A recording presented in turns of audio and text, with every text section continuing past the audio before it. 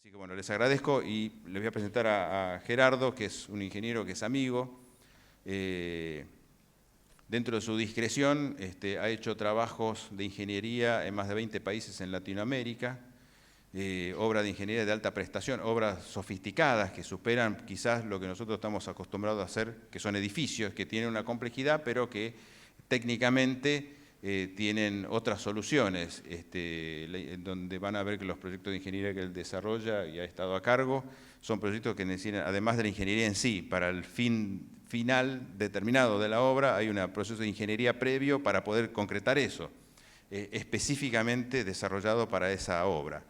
Entonces, él ha estado a cargo de obras de represas hidroeléctricas, usinas, puentes, obras viales, plantas de alcohol, etanol, que tienen con toda la complejidad técnica que tienen, obras de ingeniería de todo tipo y orden, represas hidroeléctricas, y bueno, escuchando en varias reuniones, charlas sociales que tuvimos, que me iba contando estos proyectos, cada vez iba tomando más dimensión de lo importante que era para nosotros, que difícilmente veamos cosas así, pero que nos sirven para los temas que siempre manejamos a diario, y que nos pueda contar un poco las experiencias de esto. Él tomó algunos ejemplos como para mostrarles, que me parece que son más que significativos. Es un ingeniero de amplia experiencia y que la verdad que nos es un orgullo tenerlo acá con nosotros, participando en estas charlas que a nosotros nos aportan muchísimo. Así que lo dejo en manos de Gerardo. Gracias. Gracias, Antonio. Bueno, primeramente, buenos días. Agradecer a Antonio Ledesma y a Lucía Massaglia, primero por la amistad, por honrarme poder estar aquí haciendo un poco, comentando algunas experiencias, y bueno, focalizándonos en este caso especialmente en puentes, y en puentes de una tipología estructural que no es muy común, pero que cada vez va siendo más frecuente con las nuevas tecnologías que van apareciendo en el mundo. Al principio hice una breve selección de reseñas de tipologías estructurales en donde se pueden encasillar la gran mayoría de los puentes. Hay algunas excepciones a esta regla, pero la mayoría se puede identificar con estas tipologías. En este caso, estos son los que se llaman puentes de tablero y viga, muy comunes en las autopistas, en rutas urbanas, rutas nacionales, provinciales, en Argentina y en distintas partes de América Latina. Básicamente consiste en vigas premoldeadas, postesadas, como la superestructura principal sobre la cual descarga un tablero, normalmente de hormigón, también puede ser metálico, y apoyadas en forma isostática. No sé si han visto grados de estática, según los grados de vinculación de las vigas, pueden ser isostáticos o hiperestáticos o empotrados. Este caso es uno de los 10 puentes que me tocó hacer en Jamaica. Este es el Bengal Bridge, en la localidad de Discovery Bay, en Jamaica. Al lado, me interesa mucho esta foto porque en la misma foto hay 3 puentes distintos. Al lado hay un puente Bailey que sirve para hacer un desvío provisorio, y si seguimos, por ejemplo, en esta otra posición, van a ver un vehículo transitando un puente de narco construido por los ingleses en el siglo XVI. Como decía, esta es la tipología más común que pueden ver en la mayoría de los puentes, por ejemplo, que están sobre la avenida General Paz. Esta es otra tipología, son los puentes conocidos estructura en arco.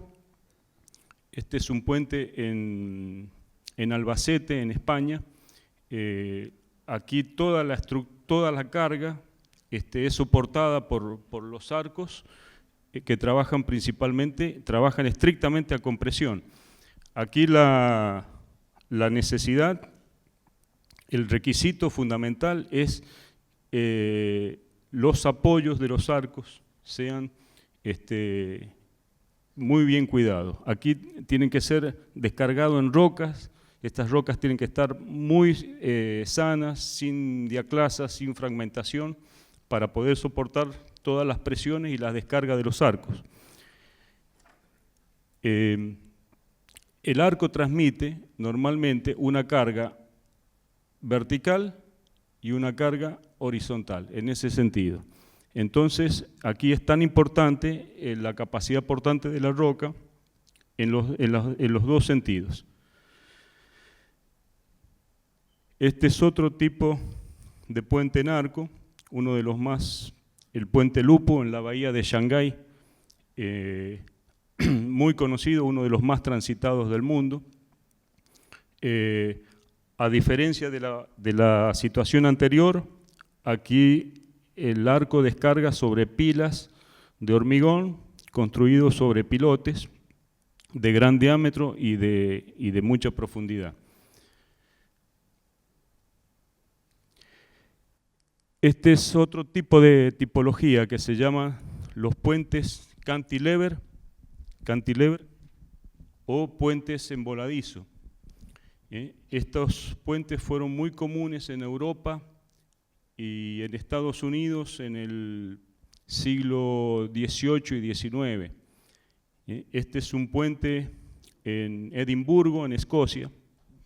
Acá, para entender cómo funciona este puente, está apoyado sobre estas pilas principales y esta parte vuela hacia un lado y acá vuela hacia el otro lado. Lo mismo pasa con este sector. Y en el medio hay un tramo muerto que se llama, que no hace fuerza, que es el que descarga sobre los tramos en voladizos.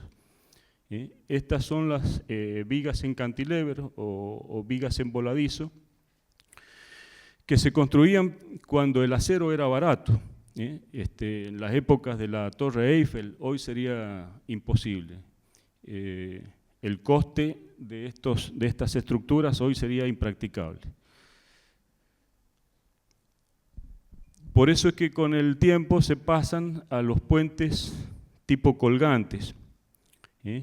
Este es un puente en Japón, uno de los más grandes, de doble tablero, tablero superior y tablero inferior, donde aquí los cables van anclados en los extremos, apoyados sobre pilas centrales, y a su vez sobre estos cables descargan los montantes. Es decir, ¿cómo se transfieren las cargas? Los vehículos pasan por la calzada, de ahí las cargas viajan por los montantes, se transmiten por los cables, trabajando a tracción exclusivamente, y los cables transmiten los esfuerzos hacia las pilas y hacia las columnas.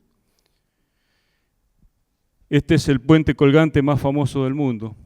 Seguramente lo identifican, el Golden Gate en San Francisco, California, construido en la década del 30, entre el 33 y el 36 exclusivamente. Tiene casi 2 kilómetros de longitud y también la forma de tipología estructural es similar a la anterior, con los obenques, con los cables soportados a través de las pilas laterales. Esta es otra tipología que es de la cual vamos a hablar más en detalle, que son los puentes atirantados, o se los conoce también como puentes de obenques. Este caso, al fondo se ve la ciudad de Zárate, es uno de los puentes del complejo ferrovial Zárate-Brazo Largo. Aquí tenemos la suerte de contar con la participación del ingeniero Giordano, que es jefe de mantenimiento de todos los grandes puentes, Zárate Brazo Largo, Rosario Victoria, que aquí nos está acompañando y seguramente no me va a dejar mentir. Zárate tiene el tramo central 330 metros y 110, 330 metros y tramos laterales de 110. Es decir, estos puentes, esta tipología es muy importante para los lugares donde no se tiene acceso a la zona central.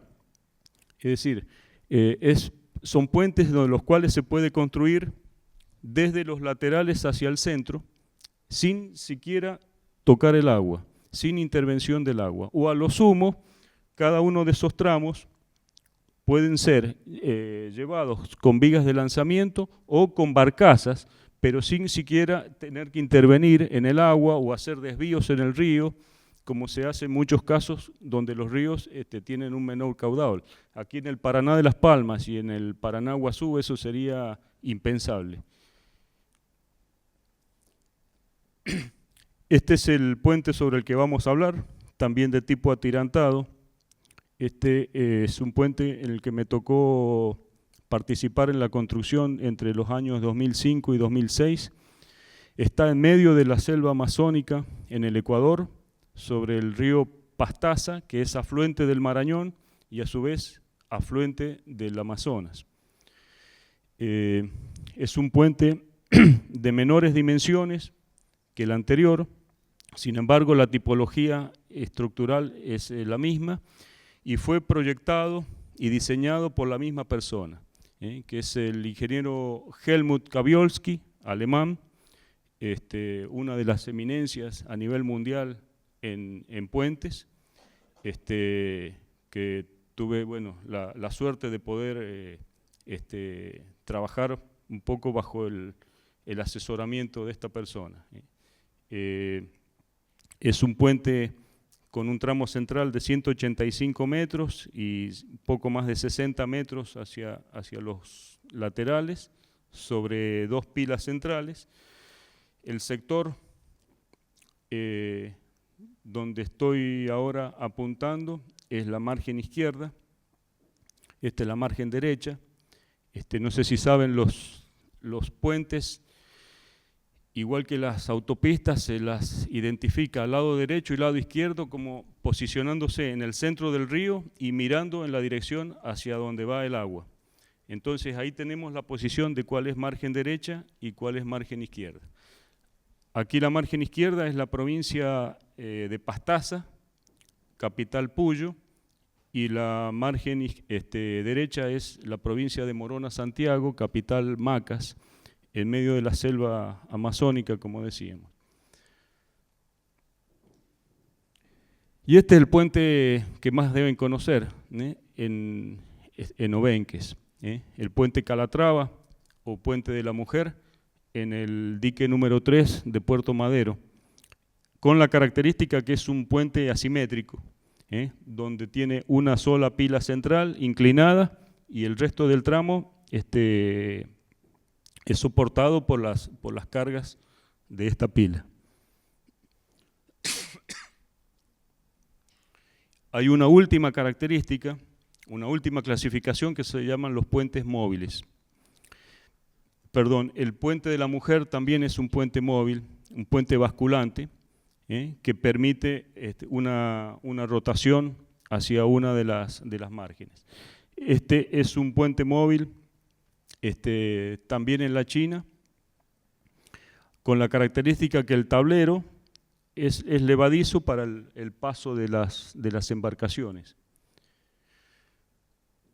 Otro puente móvil muy conocido es el Tower Bridge sobre el Támesis, donde tiene el vano central, es levadizo, en base a dos contrapesos que están en los extremos. También hay puentes levadizos que pueden ser con tirantes, al estilo de los puentes levadizos de los castillos medievales. Aquí los tramos laterales van a ver que son puentes colgantes. Es decir, este es un puente mixto, colgante en los extremos, levadizo en el tramo central. Y esta es una foto muy interesante en Escocia. Hablamos recién de este puente, en puente en cantilever. Van a ver que al lado hay un puente colgante y finalmente, en primer plano, un puente atirantado. Los tres sobre la bahía de Edimburgo, en Escocia, los tres construidos en siglos diferentes. Siglo XIX, siglo XX y siglo XXI. Aquí vemos cómo, con el paso del tiempo, las tecnologías han ido cambiando y han ido optimizando, porque los vanos a cubrir son los mismos, son prácticamente los mismos. Lo que ha cambiado ha sido la tecnología. Un puente como este sería imposible haberlo hecho 200 años atrás. Y un puente como este sería imposible hacerlo ahora, por el coste que tendría sería impracticable.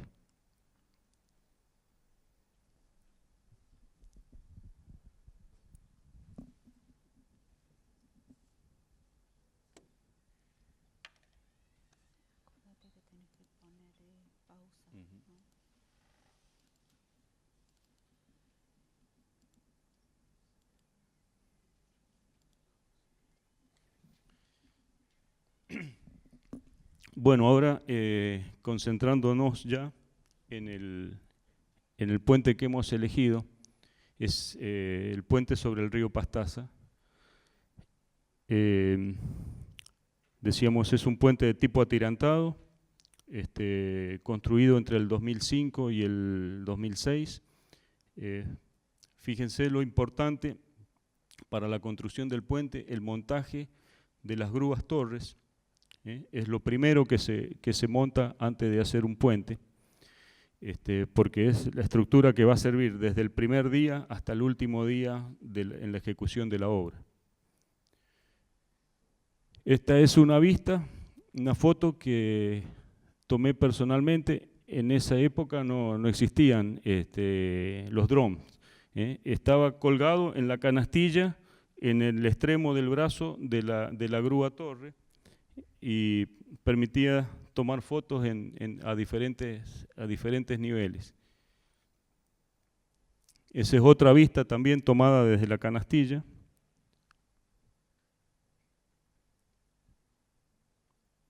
Esa es otra tomada en la parte superior.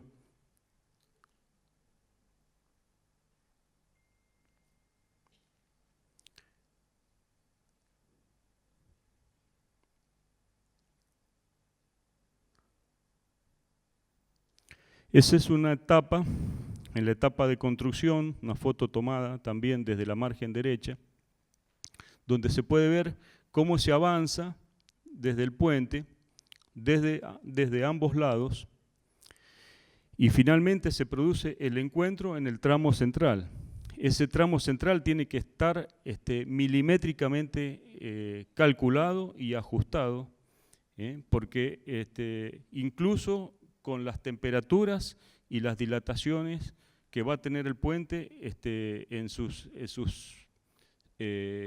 situaciones más extremas, es decir, desde la mínima temperatura hasta la máxima, tiene que funcionar, y el encuentro se lo debe realizar a una temperatura promedio entre los 20 y los 25 grados. Otro detalle acá muy importante este es el alma mater, vamos a decir, de la construcción, que son la viga de lanzamiento. No sé si han visto en Avenida Libertador y próximo al hipódromo, el viaducto que se está construyendo para ferrocarriles. Hay una viga de lanzamiento parecida, que va lanzando los tramos desde pila en pila. Es también una vista de una parte del puente.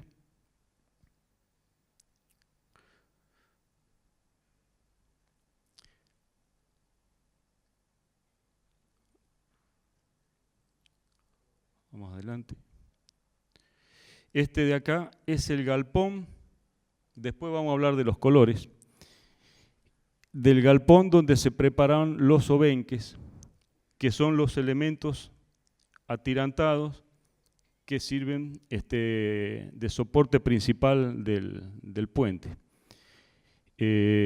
Construido un galpón sobre la margen derecha y otro galpón sobre la margen izquierda, dado que este es un trabajo que se produce en paralelo y en forma secuencial.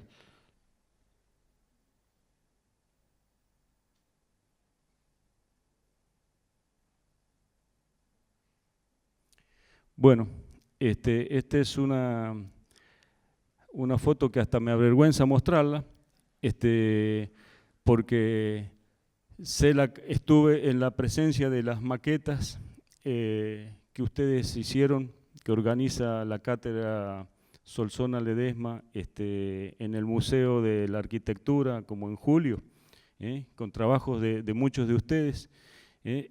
Así que con esta maqueta casi paso vergüenza, pero bueno, muestra o intenta mostrar lo que es medio puente y la viga de lanzamiento y un tramo que se está izando en dirección hacia el río.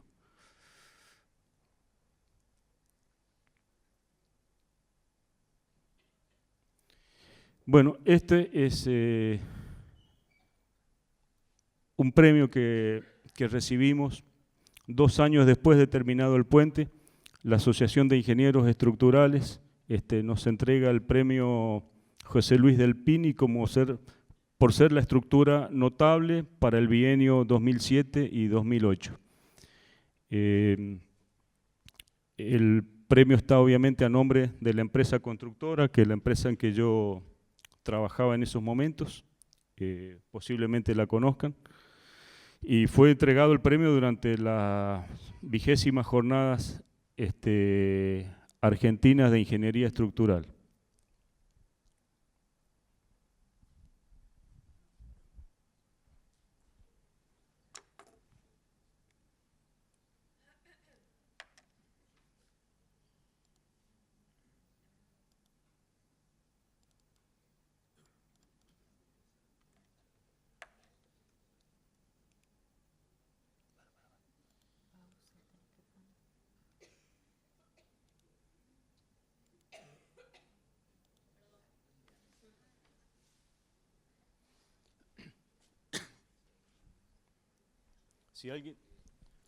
Si alguien tiene alguna duda, alguna consulta, con total libertad. Hablando estrictamente de este puente, a 65 kilómetros de la ciudad de Puyo y a otros 70 de la ciudad de Macas, en esta posición, como se diría, en medio de la nada, y con el 70% de los obreros indígenas de las etnias jíbaros, conocidos por sus técnicas de reducción de cabeza, se construyó este puente. Es decir, estos puentes se pueden construir en cualquier parte del mundo, pero creo que este tiene el mérito de haber sido en un lugar sumamente difícil, con una logística complicadísima y teniendo que entrenar a personas que normalmente no conocían otra cosa que dedicarse a la caza y a la pesca, y con tareas muy rudimentarias. Estas personas fueron preparadas y terminaron siendo operadores de máquina, operadores de grúas, operadores de montaje, soldadores. Este es el croquis del puente, las 2 pilas laterales, 2 estribos, margen izquierda, margen derecha, un tramo central, 2 tramos laterales y obenques. Antes de hacer el puente, es importante hacer todo este tipo de estudios, que son los que van a finalmente a terminar definiendo cómo va a ser el puente. Los estudios geofísicos se hacen en las 2 márgenes, a través de estudios geosísmicos y tiene la intención de saber que no hayan grietas, que no hayan cavidades, que no hayan fallas, que puedan poner en dificultad el servicio del puente a lo largo de toda su vida útil. Posiblemente recuerden, en agosto de este año, el 14 de agosto, cayó en Génova el puente Morandi, causó 37 muertos por una de las fallas. ¿Podemos volver atrás? Atrás, otra. Una de las fallas en uno de los obenques, en uno de los anclajes de los obenques. Solo para entender la importancia que tienen estos elementos estructurales. Se habló de un rayo, se habló de tormenta, se habló de sobrecarga, se habló de tantas cosas que no son ciertas. El problema estuvo en el mantenimiento de los obenques. Eran otro tipo de obenques distintos a estos, revestidos, las vainas de los obenques revestidos con hormigón. Ese hormigón se agrietó, nunca se hicieron inyecciones de contacto para mantener el acero libre de la corrosión. Ese acero se fue corroyendo, fue perdiendo sección hasta que llegó un punto en que se cortó.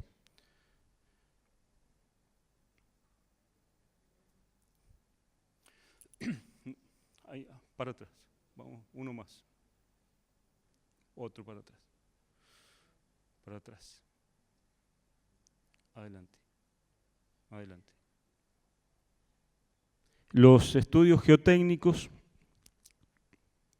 básicamente son pozos realizadas en las márgenes a distintas profundidades y a distintas distancias para saber cuáles son los mantos de materiales con que se va a encontrar, para saber si se disponen de suelos blandos como limos o arcillas, si se dispone de roca, si la roca está sana o está agrietada, si esa roca es suficientemente fuerte como para recibir las cargas, si los pilotes, las cargas van a ser directas o indirectas, si los pilotes van a trabajar de punta o por fricción en los fustes, para poder dimensionar esos pilotes. Es muy importante estos estudios geotécnicos. Hay un ensayo que se llama SPT, que es el que da la capacidad portante de cada uno de los estratos por los cuales las fundaciones tienen que atravesar. Aquí tenemos un perfil geológico, justamente. En nuestro caso nos encontramos con roca sana, con materiales aluviales y con roca recién a partir de los 8 metros, y estos pilotes se terminaron fundando 12 metros, o sea, 4 metros por debajo del nivel de la roca sana. Los estudios hidrológicos e hidráulicos son también muy importantes porque permite diseñar el gálibo que va a tener el puente para crecidas extraordinarias. Se trabaja con lo que se llama la crecida 10 milenaria, y es decir, aquella que se produciría eventualmente cada 10 años. Acá vemos que el río tendría, para 1000 años, tendría un caudal de casi 8.000, 9.000 metros cúbicos por segundo. En este caso, el puente Pastaza estaba a 30 metros por encima del nivel de máxima crecida, y en el Zárate Brazo Largo puede ser 50 metros, y en Paranaguazú, en ambos 50 metros. Es decir, estos puentes son diseñados para que trabajen por lo menos 500 años, y que aún cuando se produzca una crecida que eventualmente podría llegar cada 1000 años, el agua no llegue al nivel del tablero. O bien, a veces, las premisas de diseño son el tamaño de las embarcaciones que tienen que pasar por debajo del tablero. Finalmente se hace el estudio estructural, se hacen modelos de diseños con elementos finitos, se colocan todas las cargas, los pesos, cargas verticales, se consideran cargas de viento horizontales, otras cargas horizontales son cargas sísmicas. Aquí en Buenos Aires no es común, pero casi toda la América Andina, Ecuador, Bolivia, Perú y toda la zona argentina, chilena, a lo largo y próxima a la cordillera de los Andes, son áreas sumamente sísmicas. El tema de sismos es muchas veces el causante de desastres de muchas de estas estructuras, por no ser considerado en la magnitud que merece. Dentro de esos estudios estructurales se hace el estudio por elementos finitos y por redes de flujo de los elementos más críticos para estudiar la concentración de tensiones que se pueden producir en estos puntos, principalmente en las zonas de curvatura o zonas de ángulos.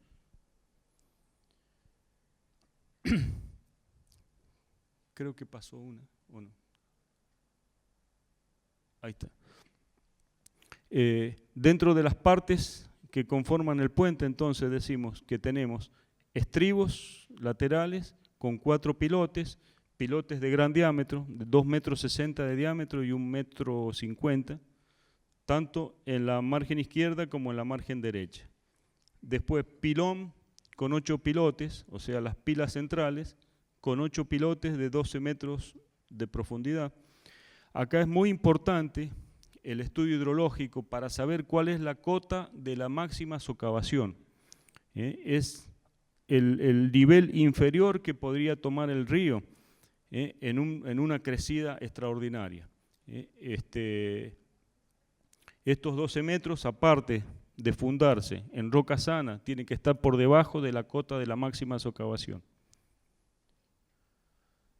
Y finalmente, una estructura muy importante que está en la parte superior de las pilas, que es la cáscara y cruz metálica, que ya vamos a ver, y el tablero mixto, es mixto porque es metálico y de hormigón, que es el que recibe las cargas y lo transmite a través de los obenques. Vamos para atrás, ahí está. Bueno, acá está el estribo, es como una gran caja de zapatos que puede tener el tamaño de esta aula, para tener una idea.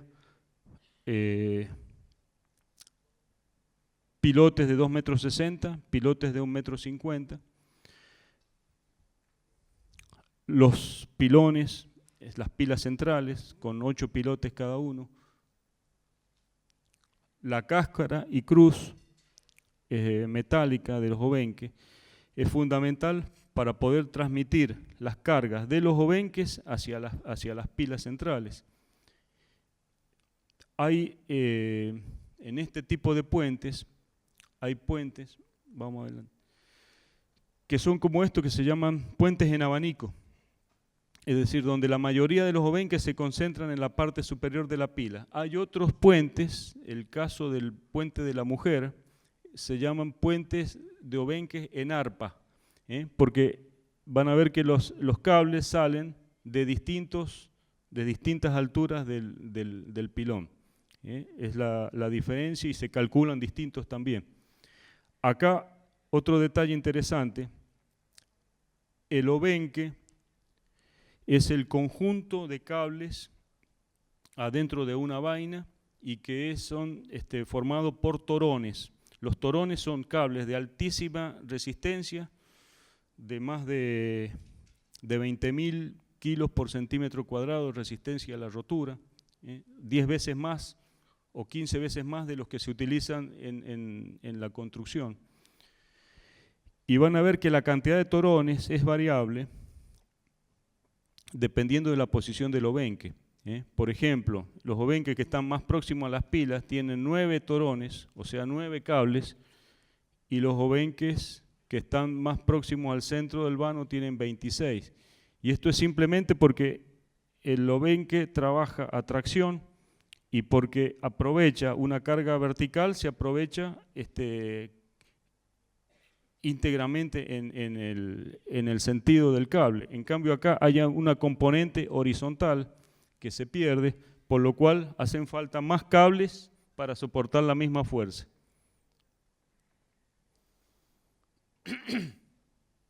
Vamos adelante.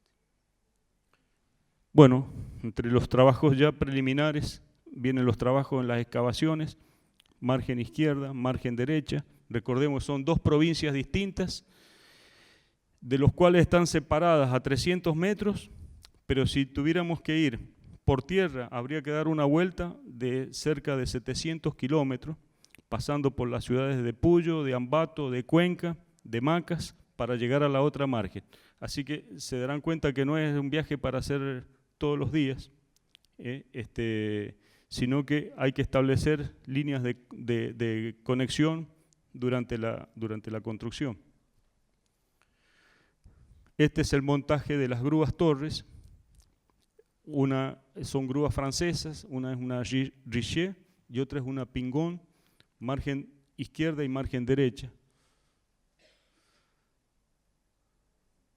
Aquí ya están las grúas torres montadas. Estas grúas tienen cerca de 100 metros de altura y 50 metros de brazo, con una capacidad de prácticamente 8 o 10 toneladas en la punta, en su posición más crítica.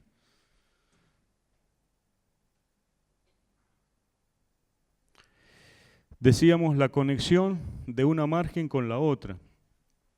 Bueno, para esto eran necesarias las tarabitas, este es un nombre, no sé si se utiliza el tarabita en Argentina, no, es un cable carril, un blondi que transmite cargas de un extremo a otro.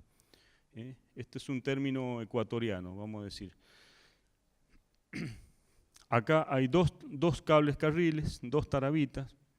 Una, diríamos, este sería como el ascensor de personas y este sería el de servicio para cargas, de distintos grados, de distintas capacidades. Uno para llevar cargas de un lado a otro y este es con una canasta para llevar personas. Plantas de hormigón a ambos lados, plantas hormigoneras de capacidad de 100 a 150 metros cúbicos hora.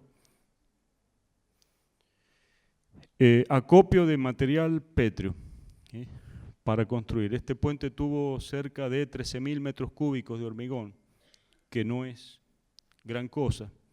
Solo para tener una idea, durante la época de la construcción de la represa Piedra del Águila, que me tocó participar, se llegaron a hacer 10.000 metros cúbicos de hormigón por día.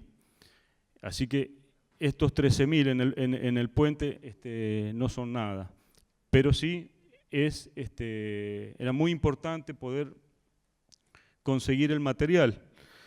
El material está en el río, el Estado ecuatoriano ofrece el material gratuitamente, pero como le decía, estábamos en medio de una comunidad indígena, Shuar, donde forman una nación dentro de un Estado, que tiene reglas completamente diferentes a la del Estado y que incluso desconoce las reglas del Estado. Una nación que puede incluso traspasar los límites de un Estado, como la nación vasca, por ejemplo, o la nación Shuar, en este caso, con parte de su territorio en Ecuador, parte de sus territorios en Perú y parte de sus territorios en Brasil. Entonces, cada vez que íbamos a sacar material, la comunidad indígena nos decía, no, el material es nuestro, la tierra es nuestra, nosotros somos los dueños de la tierra. No, pero mire que tenemos el permiso del gobierno de Ecuador, Ministerio de Obras Públicas. Sí, pero acá lo que mandamos somos nosotros. Y tuvimos que negociar cada piedra que sacamos, comprarla para poder construir el puente. Y el gobierno ecuatoriano no pudo hacer absolutamente nada por evitar eso.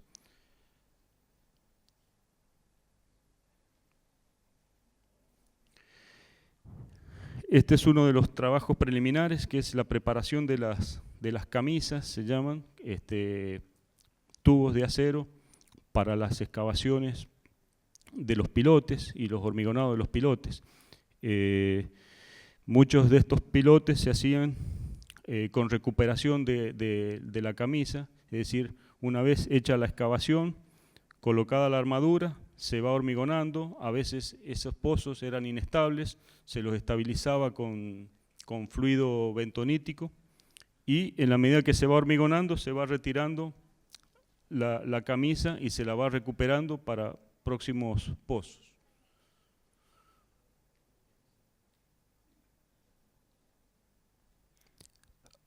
Esta es otra de las excavaciones con un balde tipo almeja. Se va excavando y se va hincando la camisa en forma progresiva. Colocación de armaduras, hormigonado. El replantillo, este también es un término ecuatoriano, sería la losa de contrapiso. Losa de contrapiso para comenzar a trabajar las bases de las pilas y de los estribos. Hormigonado de las zapatas, hormigonado de los muros laterales,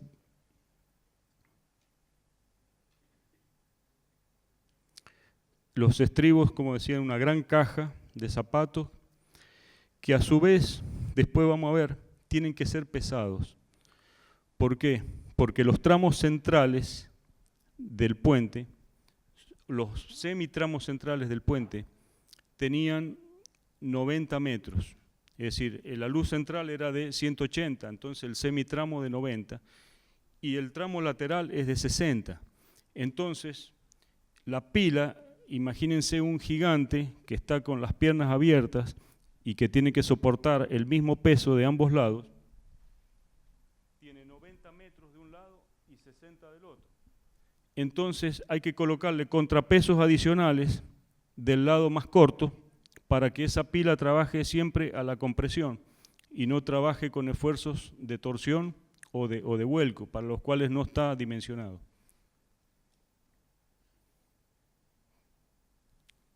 Construcciones de las armaduras.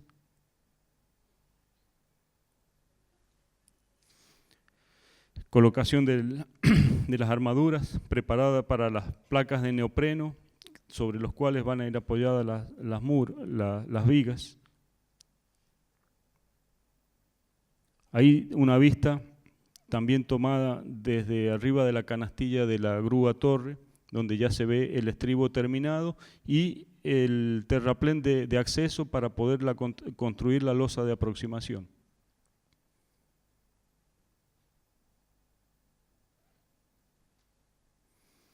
La margen izquierda igual,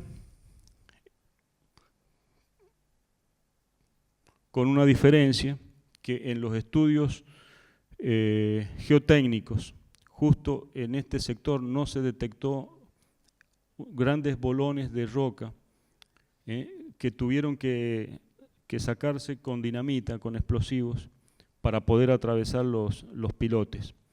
Son circunstancias que aparecen en las obras, que son inevitables, pero bueno, que la técnica tiene que estar preparada para poderlo resolver.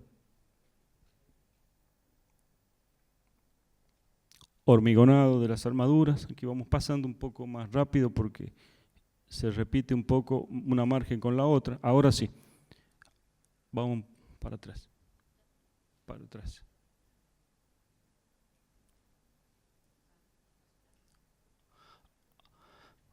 Una adelante. Adelante. El montaje de las columnas. Estas columnas tienen cerca de 90 metros de altura y 20 metros hacia abajo. como para tener una idea de la dimensión. Prácticamente una cuadra, o un edificio de 30 pisos. El hormigón se va haciendo en tongadas, en etapas, con encofrados trepantes. Las tongadas son justamente porque no se puede hacer hormigonados en alturas importantes por el problema de la desagregado del concreto. Es decir, no puede caer de más de 2,50 metros de altura, por eso se hormigonaba siempre con bombas y con mangas y con alturas controladas.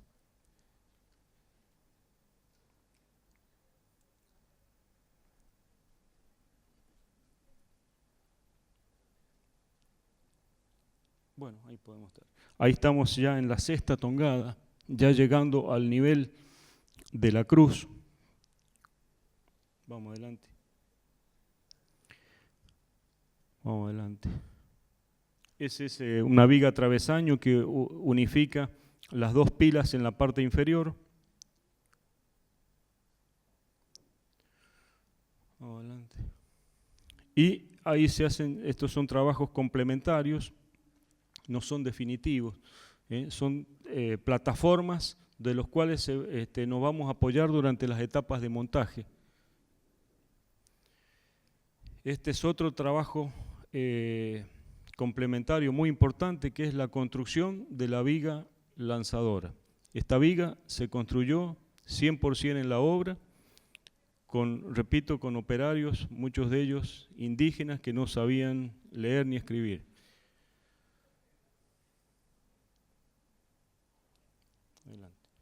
El tablero es mixto, como decíamos, con vigas metálicas de aceros especiales de la ASTM A588, que son de altísima resistencia a la corrosión. Pensemos que acá estamos en medio de la selva amazónica con 5.000 milímetros anuales de precipitación y con posibilidades de mantenimiento muy complicadas. Entonces tienen que ser aceros especiales y con todas las protecciones que corresponden. Las vigas se construyeron en Mendoza. De Mendoza cruzaron la cordillera de los Andes, puerto de Valparaíso, navegaron hasta el puerto de Guayaquil y desde Guayaquil fueron por tierra cerca de 450 kilómetros para llegar a la zona de emplazamiento de la obra.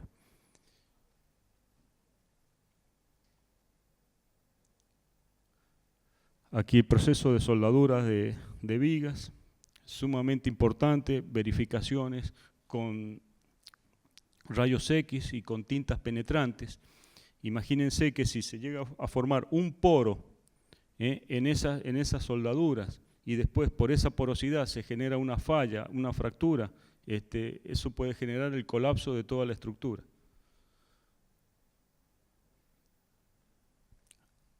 Arenados y pintados, pintura epoxi. Ahí ya están listas para su transporte. Vamos adelante. Bueno, ya están las vigas en obras. Se hace lo que se llama el premontaje de las vigas del tablero. Otras tareas de premontaje. Ahí ya se está, volvamos para atrás, ahí ya se está armando la parte delantera de la viga de lanzamiento, la viga lanzadora. El steel deck es una losa colaborante metálica que tiene la función de soportar el hormigón en el momento en que está todavía fresco y que no ha ganado resistencia. Por eso es que se le llama losa colaborante. Por supuesto que tiene un momento de inercia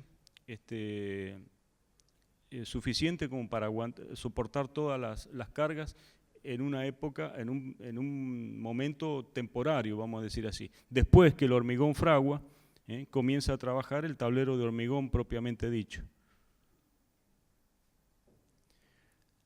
Aquí ya está montado la viga de lanzamiento en todos sus módulos.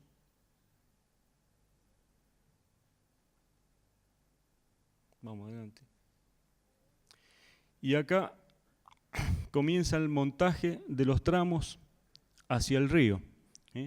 Todo mientras trabajamos con los pies en la tierra estaba bonito, estaba tranquilo, pero acá empieza realmente la obra de ingeniería, que es hacer viajar los tramos por debajo del tablero con polipastos y con carros especiales hasta un punto en que puede ser tomado por tornillos de la viga de lanzamiento, izados y conectados al tablero anterior. Acá ya se encuentra el primer tramo terminado con la losa colaborante y con la armadura colocada y la viga de lanzamiento adelante. Esta es la estructura que recibe los obenques, que van soldadas también al tablero principal. Como decía, la soldadura de los obenques es fundamental. Acá se está haciendo una prueba con tintas penetrantes para verificar que no hayan poros en el obenque con la placa final. Vamos adelante. Hormigonado del tablero.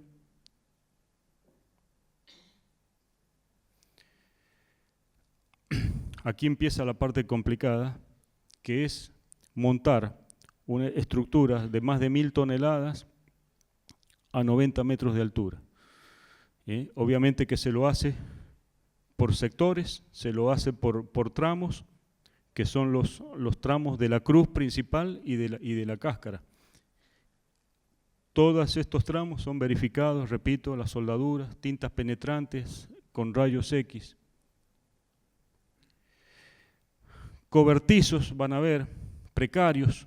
Imagínense una lluvia de 50 a 100 milímetros de un momento a otro en el momento que se están realizando soldaduras de alta calidad. El enfriamiento violento genera la aparición de poros, entonces había que cubrirlos, colocar estufas, un trabajo realmente complicadísimo para los soldadores, y en forma ininterrumpida, 24 horas soldando, hasta que no se termine la soldadura no se puede dejar el trabajo.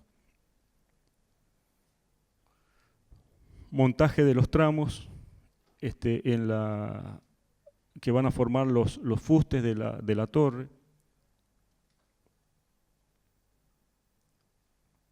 Vamos adelante. Ahí ya se han montado los tramos principales y comienza a montarse la cruz de San Andrés para rigidizar los tramos verticales.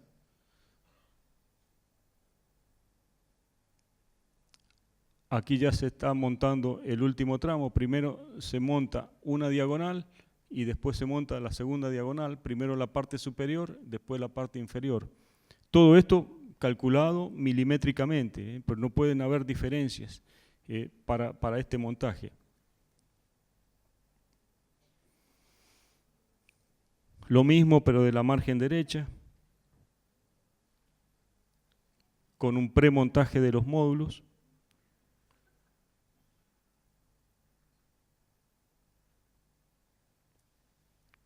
Hormigonado de losas.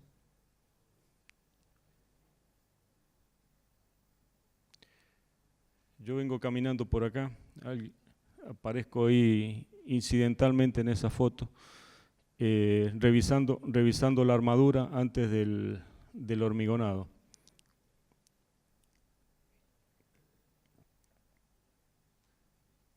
Lo mismo el montaje de las estructuras en la margen derecha. Vamos adelante. Los obenques, acá van a ver la tinta penetrante entre un bloque y otro, para verificar que esté correcto. Lo mismo se hace la verificación de la soldadura del obenque con el tablero.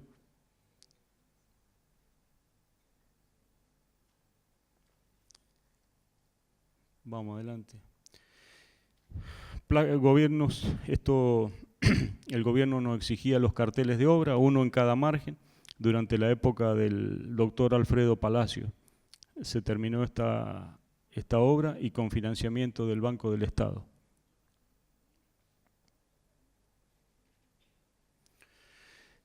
La instalación de los obenques, tecnología BCL, es una de las más avanzadas. Hay distintos tipos de obenques, hay distintos tipos de cables, hay distintos tipos de marcas que están patentadas. Nosotros nos volcamos por esta porque es la que permite ir tesando cada uno de los torones en forma independiente. Entonces permite ir haciendo una regulación permanente a lo largo del tiempo, que es una ventaja sobre otros sistemas ya más antiguos.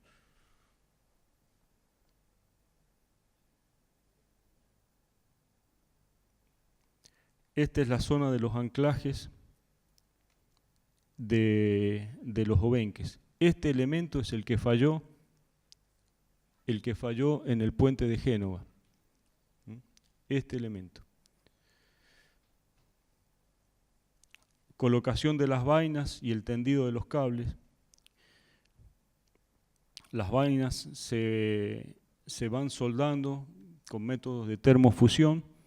Vienen en tramos de 12 metros, 18 metros, pero bueno, se construyen las vainas de 100, 200 metros, la longitud que sea necesario, a través de uniones por termofusión. Se las transporta con estos carritos especiales. Y acá tenemos en esta foto y en la siguiente cómo es el proceso de izado del obenque antes de ser tesado, ya avanzando hacia el río. Ahí van subiendo hasta que llega a la posición final. Este obenque tiene que compensarse con este de acá. Entonces, repito, esto es como un hombre gigante que tiene que tener cargas equilibradas de ambos lados. No se pueden construir 10 tramos hacia un lado y después 10 hacia otro, no. Se tiene que avanzar uno hacia la derecha y otro hacia la izquierda para que la pila siempre esté equilibrada con cargas centradas.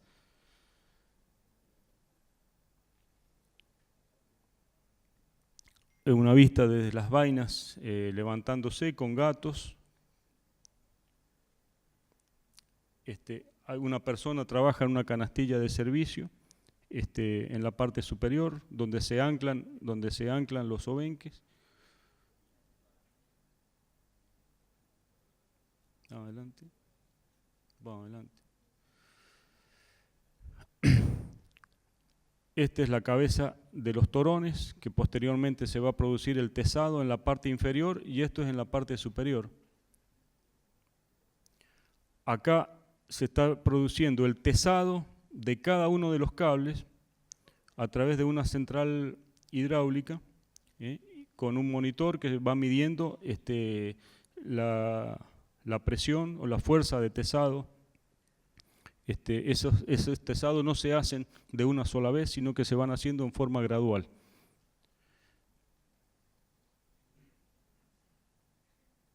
Bueno, otras fotos de tesados en la parte superior. Es muy incómoda, una situación muy incómoda. Imagínense en un espacio sumamente confinado y a 90, 100 metros de altura. Obviamente que con todas las medidas de seguridad necesarias.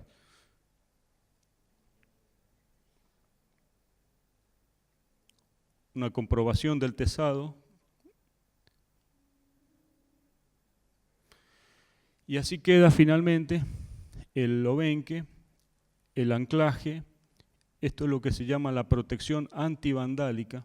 Imagínense que si alguien tiene mala fe, podría ir con un equipo de soldadura y y destruirlo y haría caer el puente. Bueno, eso no es posible, porque llevan protecciones de acero, por lo menos en los primeros 4 o 5 metros del obenque.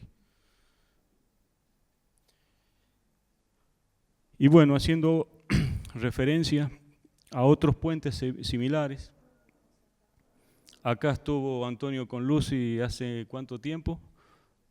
El año pasado. Bueno, este es el viaducto Millau, sobre la autopista, creo que es la A16, que une al sur de Francia, que une Perpiñán con París.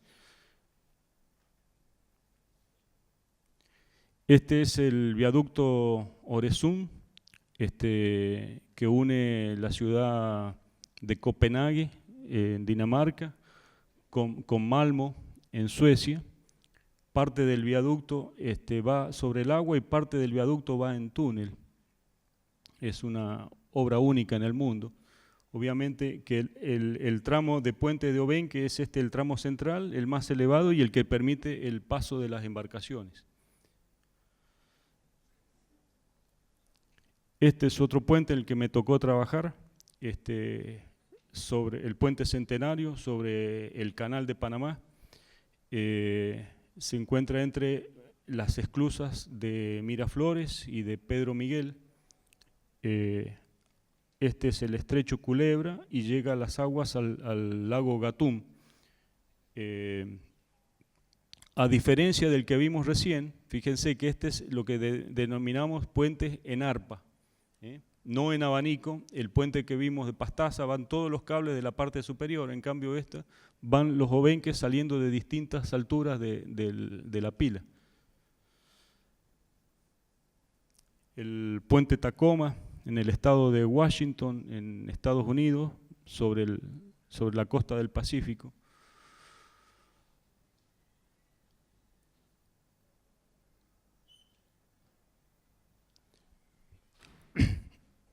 Bueno, esto es lo que sería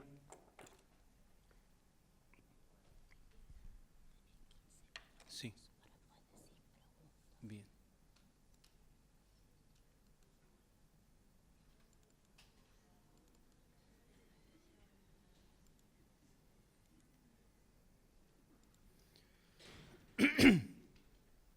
Bueno, esta es la última parte de la charla, no los aburro más, pero creo que puede ser la más simpática. Todo lo que han escuchado hasta ahora lo pueden escuchar en cualquier parte, en cualquier charla técnica, con cualquier profesional, seguramente más capacitado que yo. Ahora, esto que les voy a comentar es algo que es difícil de repetirse. Antes de avanzar, todos sabemos que se juega la superfinal el próximo sábado. Quisiera ver quiénes son de Boca y de River, de los que están. Levanten la mano los de Boca, por ejemplo. Ajá. Sí.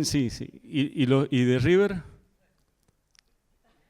Bueno, y Antonio está levantando las dos manos, me parece, está haciendo trampa. Bueno, veo que estamos más o menos equilibrados.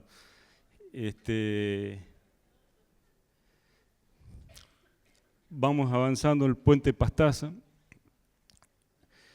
Quiero decirles que en marzo del 2006 Ecuador pasó por una conmoción política, social gravísima que estuvo a punto de derribar al gobierno. En estos países andinos con altísima porcentaje de población indígena, 60, 70% de la población, cuando se producen los levantamientos indígenas normalmente terminan con la caída del gobierno. En este caso no pasó de milagro y por lo que les voy a comentar enseguida. El gobierno del doctor Palacio estuvo a punto de firmar el TLC, que es el Tratado de Libre Comercio con Estados Unidos. Entonces, aparte de otros problemas con una empresa petrolera que es la Occidental, todo eso surgió una serie de levantamientos de gran parte de la sociedad, cortes de rutas, incendios de estaciones de servicio,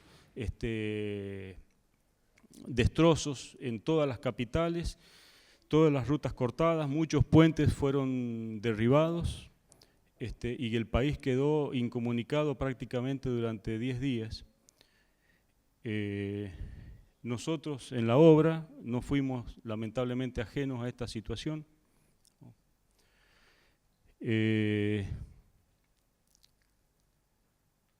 Año 2005-2006, Boca gana la triple corona, campeonato local, sudamericana y recopa sudamericana.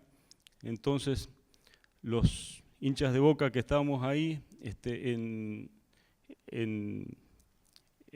conmemoración, construimos el galpón del montaje de Obenque con carpas con los colores alusivos. Ahí hay una vista también del galpón.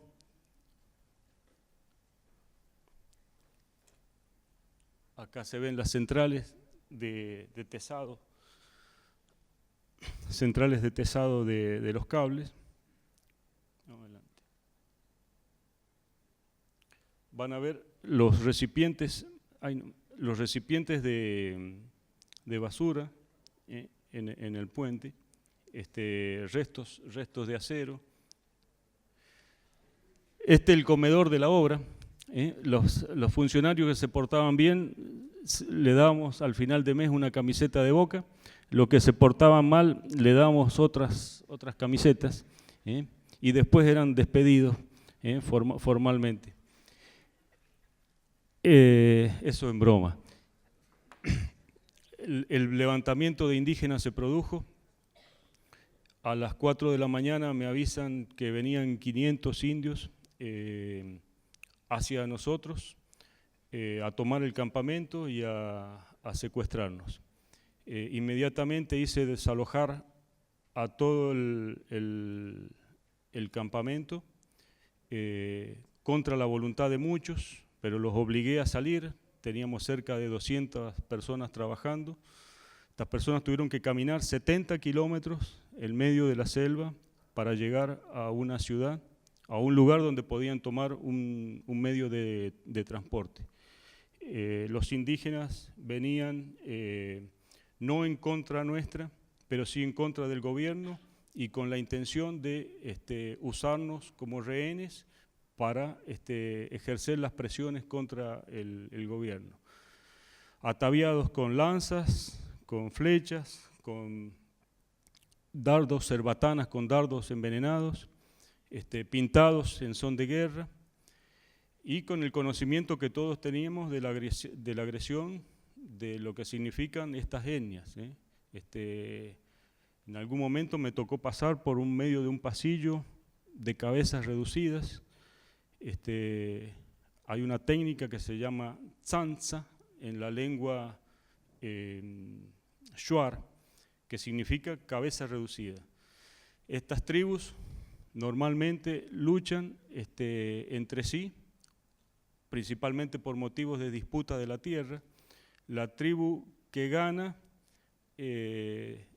corta la cabeza, los vencedores le cortan la cabeza a los vencidos. Y esas cabezas pasan por un proceso de reducción, un proceso físico-químico que ellos guardan muy celosamente, sus secretos. Se sabe que se hacen pozos en la tierra, se calientan, se colocan piedras, se colocan las cabezas envueltas. Ellos no tienen papel de aluminio, pero sí tienen hojas de plátano y otras hierbas. Pasa por procesos de dilatación y enfriamiento secuencialmente. Entre cada una de ellas le van quitando huesos al cráneo, a los pómulos, y al final del proceso termina la cabeza reducida a un 30% de la cabeza en estado de tamaño natural, con la particularidad que mantiene las mismas facciones. Es decir, es indudable la persona a la cual perteneció determinada cabeza. De acuerdo a la cultura shuar, se cosen los labios y los párpados para que el espíritu, el alma, no se escape. Los chamanes tienen en sus chozas, en sus casas, cabezas a modo de trofeos de guerra. Eso es como si fueran las jinetas de un coronel del ejército. Quien más cabezas tiene, digamos, tiene más jerarquía.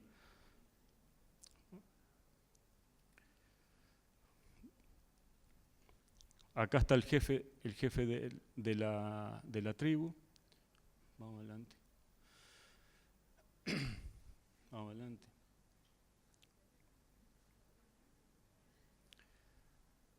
Bueno, el asunto es que vienen contra nosotros, desalojo el campamento y me quedo con 4 o 5 personas solamente para tratar de negociar con ellos y tratar de convencerlos.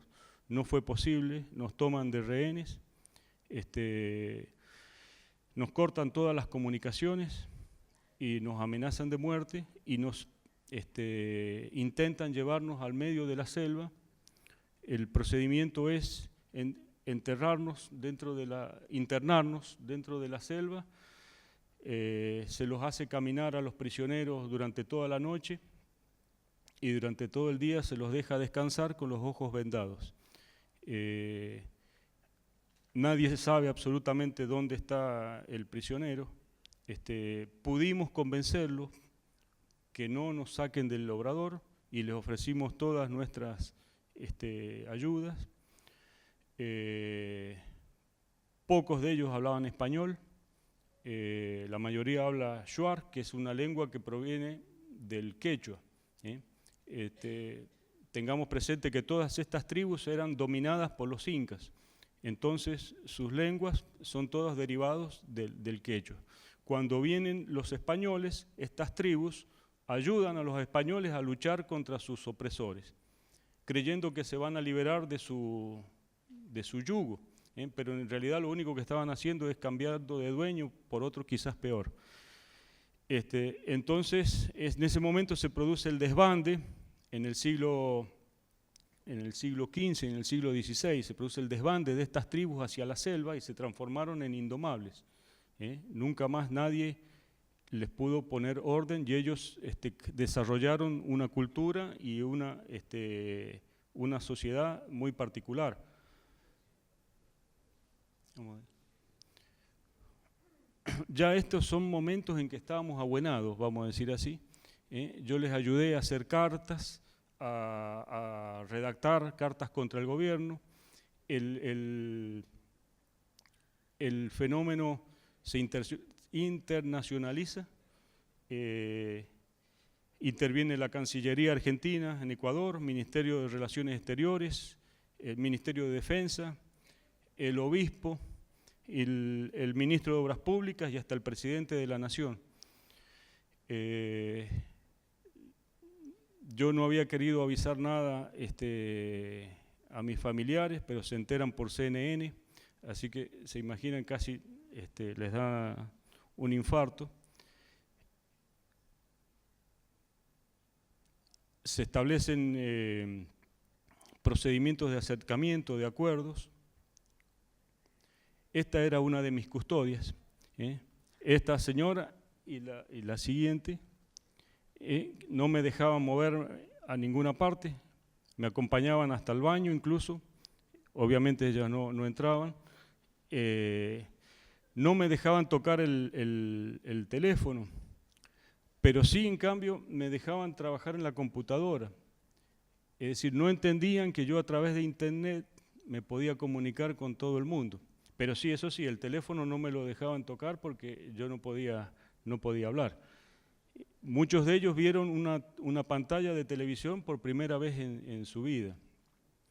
Un poco como para entender la diferencia de culturas.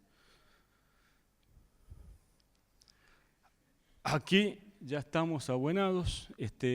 Como no llegaba la ayuda del gobierno, yo tenía muchas camisetas, por suerte, donde jugábamos al fútbol los fines de semana, se las regalé y les enseñamos a jugar al fútbol. Entonces, estuve 10 días en una convivencia forzada con esta gente, jugando al fútbol, explicándoles, y cada vez nos íbamos ganando más la confianza de las tribus. Obviamente a la noche se emborrachaban todos con chicha y nos querían matar de nuevo, pero al otro día volvíamos a ser amigos. Este es un proceso donde están preparando chicha en base de yuca. Vamos más adelante. Para quien no sabe cómo se prepara la chicha, es una bebida en base a mandioca o maíz. Las mujeres, esta es una tarea femenina, se sientan alrededor de un fuentón, se hace hervir la mandioca, se le sacan las hierbas, las mujeres mastican esa mandioca formando una papilla y van escupiendo todas sobre el fuentón, hasta que el fuentón queda repleto. Entonces se queda todo un líquido, una papilla mascada con una capa de espuma, se lo deja reposar, a veces se le agrega azúcar para ayudar a la fermentación. En esa fermentación mueren todos los gérmenes. Después ellos envasan esta bebida en botellas que las guardan debajo de los árboles o enterradas en el río para que se mantenga fresca, y la ofrecen en conmemoraciones especiales, en casamientos, en bautizos, en nacimientos de niños, como un acto de acercamiento hacia la persona de afuera. Quien no sabe cómo está preparado esto, lo toma y lo encuentra una bebida sumamente agradable. Quien ya sabe, quienes me han visto dicen que yo iba bebiendo y me iban saliendo lágrimas que no podía disimular. Cuando llega el ejército, después de 10 días, a rescatarnos y a salvarnos, supuestamente estábamos todos torturados, nos encontró a todos jugando al fútbol, indios con los funcionarios, y ya los habíamos convencido de desistir del paro, así que no hubo necesidad de uso de la fuerza. Acaban llegando gente, indios ya subiéndose, imagínense, muchos de ellos veían un helicóptero por primera vez en su vida. Aquí estamos durante las épocas de sesiones, antes de la liberación, el ministro de Obras Públicas, el ministro de Defensa, el obispo. Aquí estoy yo tratando de dar unas explicaciones a esta gente, diciendo que no habíamos sido maltratados ni torturados.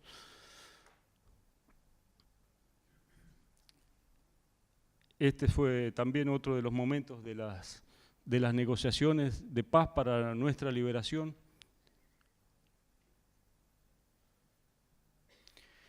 Y este fue el día de la liberación, después de 10 días de convivencia, el 18 de marzo del 2006, a las 15:30 de la tarde, el día que pudimos salir, digamos, en paz. Nos hacen un túnel de lanzas a modo de despedida. Aquí va saliendo el ministro de Obras Públicas. Acá estoy saliendo yo. Vamos adelante. Acá tenemos muestras de lo que es la zanza, las cabezas reducidas. Verán los párpados cosidos y los labios cosidos para que no se escape el alma. Esto no tiene más, ahí nomás, Lucy. Esto no tiene más de 10 centímetros de diámetro, como para tener una idea de la real magnitud. Hubo un hecho que se produjo meses después. Yo ya estaba fuera del Ecuador, cuando me entero que se empiezan a profanar tumbas en una zona rural cerca de Macas, en la provincia de Morona, Santiago, tumbas comunes. Empezaron a aparecer difuntos decapitados. Es decir, se producía el entierro, llevaban al difunto y al día siguiente volvían los familiares y encontraban que la tumba había sido profanada y cortada la cabeza. Los Schwartz estaban vendiendo sus cabezas reducidas a museos y a turistas a $250 por pieza y se les había acabado. Entonces habían decidido que era un buen negocio y estaban fabricando nuevas cabezas, pero ya no con tribus derrotadas, sino con tumbas profanadas.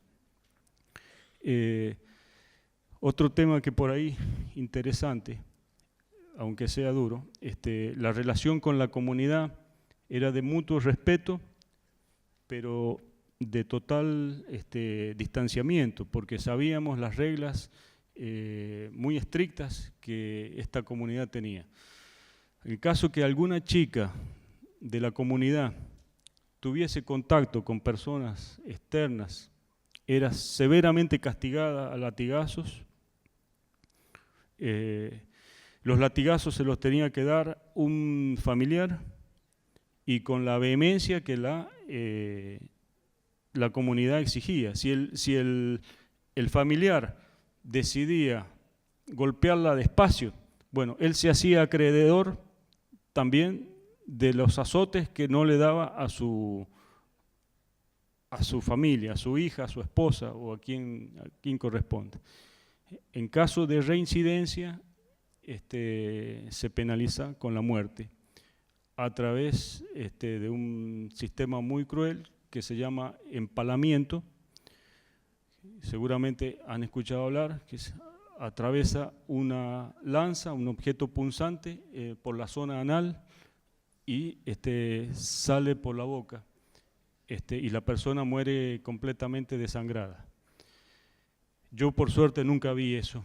Sí vi los azotes, me causó impresión los azotes, pero nunca vi este último castigo.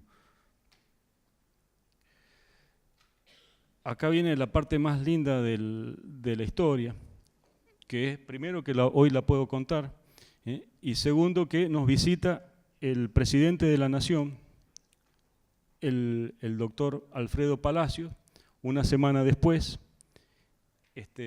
para felicitarnos, para saludarnos, para darnos sus muestras de apoyo. Ya en este momento ya la situación social se había regularizado y nos permite dos cosas.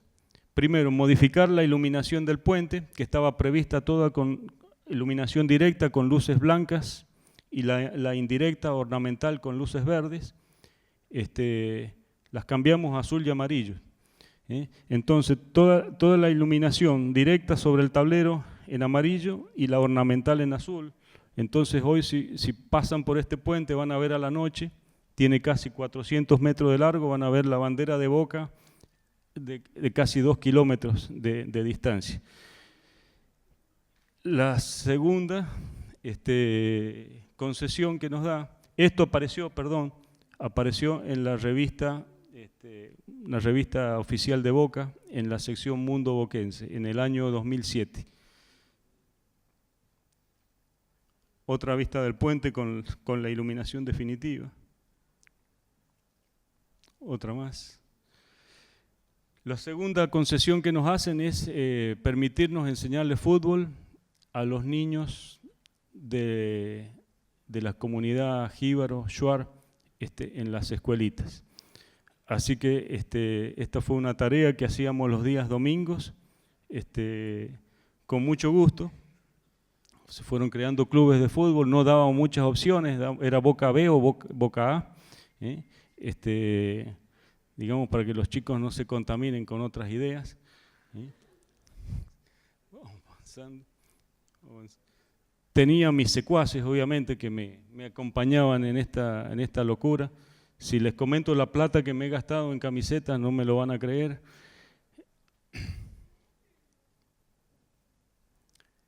Y bueno, aquí los chicos haciendo fila para recibir sus camisetas.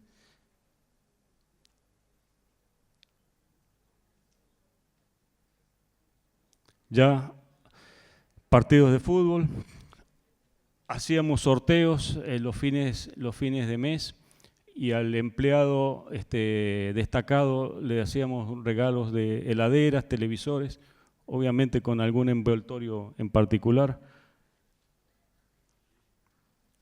Estos son los materiales de embalaje del puente, ya habíamos terminado el puente, estábamos retirando los materiales de montaje. Bueno, esto sería. Muchas gracias.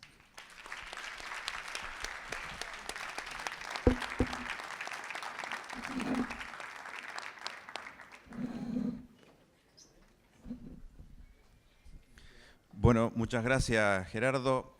Si tienen alguna pregunta, tienen la oportunidad ahora.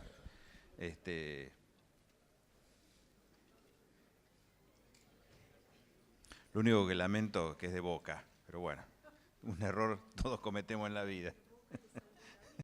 Bueno, le salvó la vida, así que bueno, tiene un valor agregado.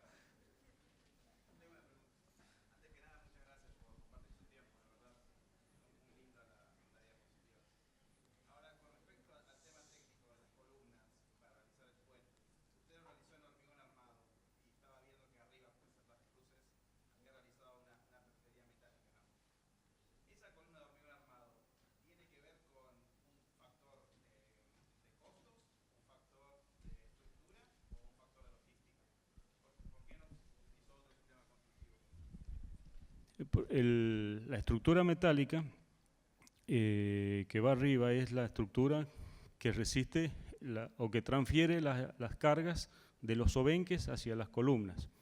Dentro de las cáscaras metálicas también hay hormigón. Esas cáscaras simplemente es una piel, vamos a decir así, una piel de metálico.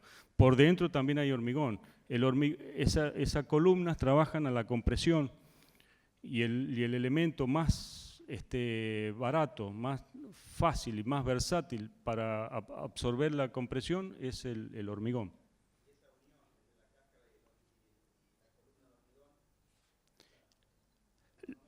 La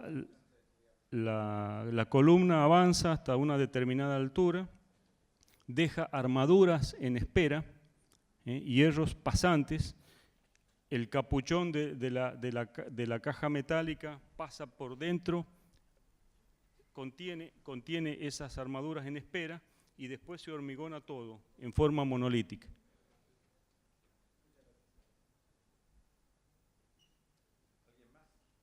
¿Alguien más? ¿Algo de los indios? ¿Algo del puente?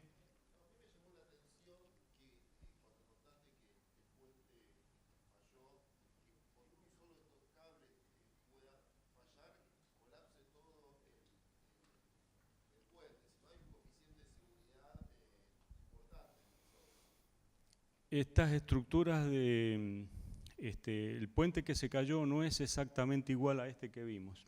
Es más parecido al puente el General Belgrano, que une la ciudad de Resistencia con Corrientes.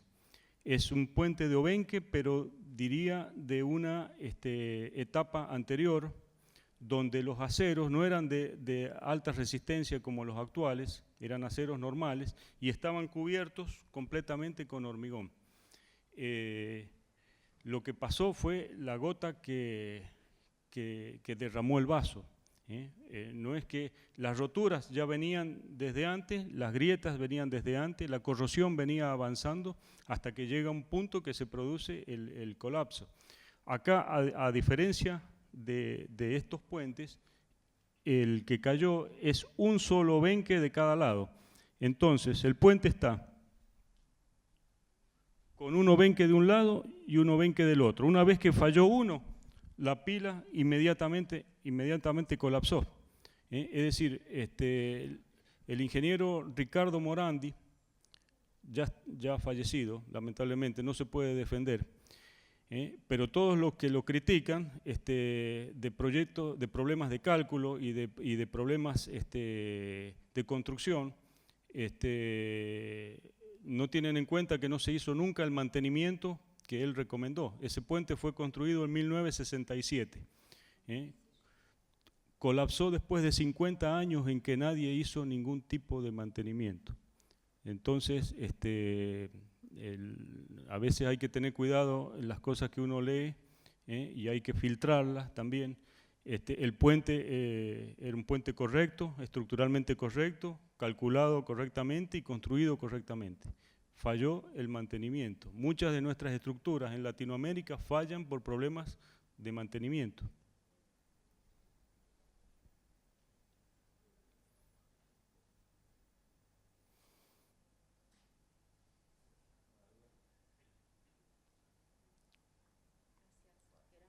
Bueno, muchas gracias.